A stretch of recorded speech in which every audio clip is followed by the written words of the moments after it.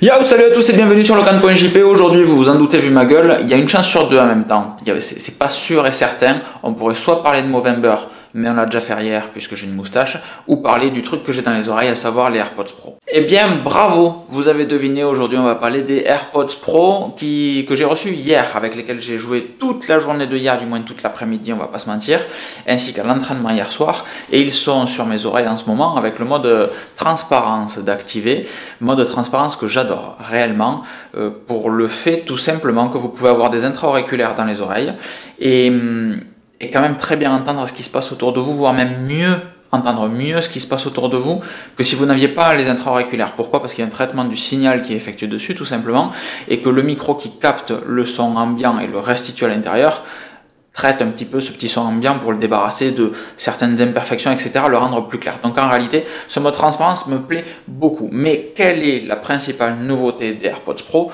Vous devez le savoir, sinon je vais vous le dire, c'est la réduction de bruit active. Alors la réduction de bruit active, comment ça fonctionne ? Vous avez un petit micro en dessous qui va capter les bruits ambiants et qui va envoyer dans votre conduit auditif un bruit opposé en fréquence au bruit ambiant, de telle sorte que ça va neutraliser le bruit ambiant.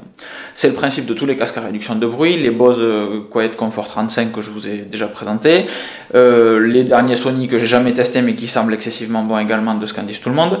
Et la particularité de ces AirPods Pro, c'est qu'en plus d'avoir ce traitement du bruit ambiant, vous allez également avoir un micro dirigé vers l'intérieur dans le conduit auditif qui va écouter la résultante du bruit ambiant et de la neutralisation du bruit ambiant pour ensuite envoyer un autre bruit de neutralisation, un autre anti-bruit, comme dit Apple, qui aura pour but de réellement neutraliser la résultante du bruit ambiant et de l'anti-bruit initial.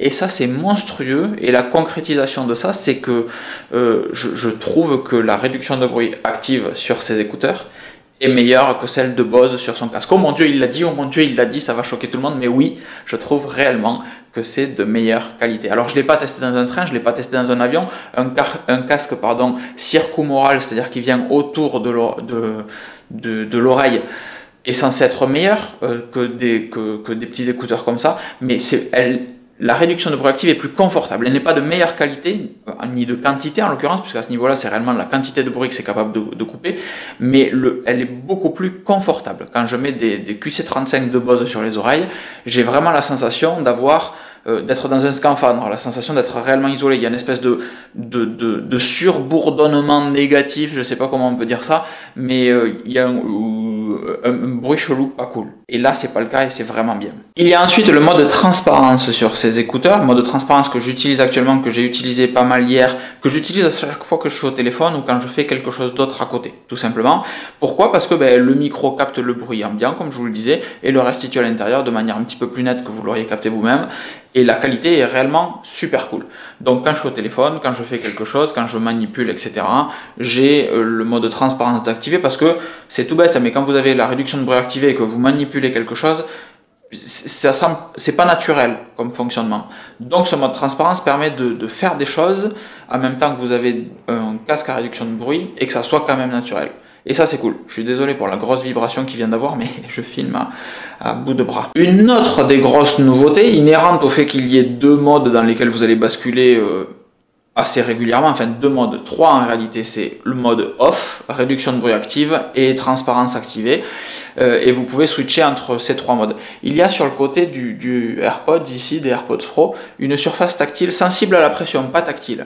Et vous voyez ce que je viens de faire, c'est que juste en prenant cette petite surface là, ça fait bouger le AirPods et je sens qu'il est nécessaire de le remettre en place. J'ai pas particulièrement confiance dans la tenue de mon conduit auditif et de ces AirPods. Pour la première fois depuis que j'utilise des AirPods, j'ai la première génération que j'ai reçue le jour de leur sortie, j'ai perdu un écouteur hier à l'entraînement. Alors c'était pas les bons embouts, c'était des embouts médium, là j'ai basculé sur des embouts small, mais pour la première fois hier à l'entraînement, j'ai un écouteur qui est tombé. Je fais merde quand même, c'est censé tenir davantage. Et il m'inspire pas confiance. Très clairement, j'ai la sensation qu'à tout moment, un peut tomber, que si je bouge un peu trop la bouche, etc., si je baille, si je tourne, si je secoue, alors qu'en réalité, il ne bouge pas. Mais je n'ai pas cette sensation de sécurité que j'avais avec les autres. Alors qu'en réalité, il ne bouge pas. J'insiste vraiment là-dessus. Il ne bouge pas. Effectivement, il ne bouge pas. Mais j'ai la sensation qu'à tout moment ils peuvent tomber. Ça me dérange, vraiment. Et ce qui me dérange vraiment encore plus, c'est le fait qu'il faille...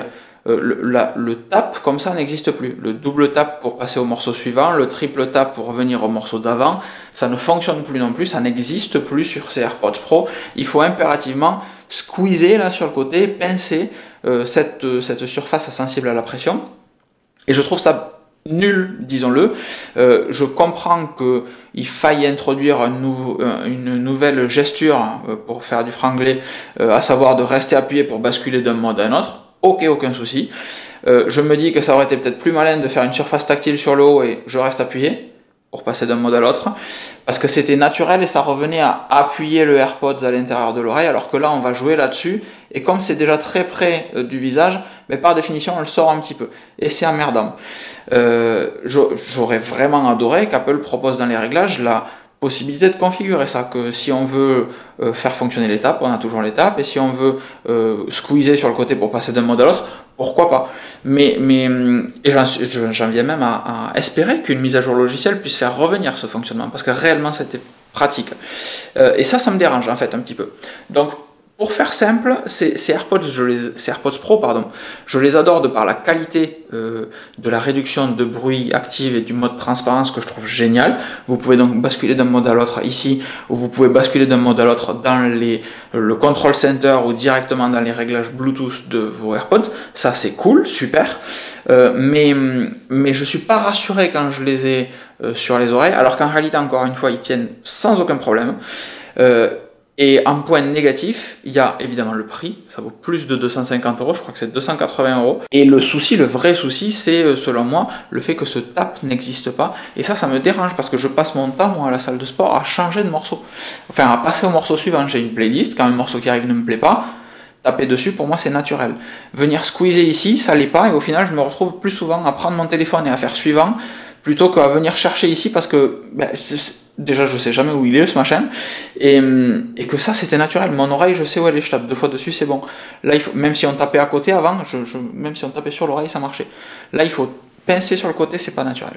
Donc voilà pour mon retour, voilà pour ce test des AirPods Pro. Vous en avez vu des dizaines de tests, donc je détaille pas tant que ça, mais réellement très fan de cette réduction de bruit active, très fan de ce mode transparence, très fan du fait qu'il y ait de la recharge par induction sur la coque. J'avais que des AirPods de première génération, donc je ne l'avais pas jusqu'à maintenant, c'est très pratique, et moins fan vraiment du fonctionnement à pincer le truc sur le côté. Voilà. Je vous fais des gros bisous, je vous souhaite une excellente journée, je vous encourage évidemment à faire un petit don pour Movember. Vous avez l'article précédent, vous allez sur Movember, vous faites un don s'il vous plaît.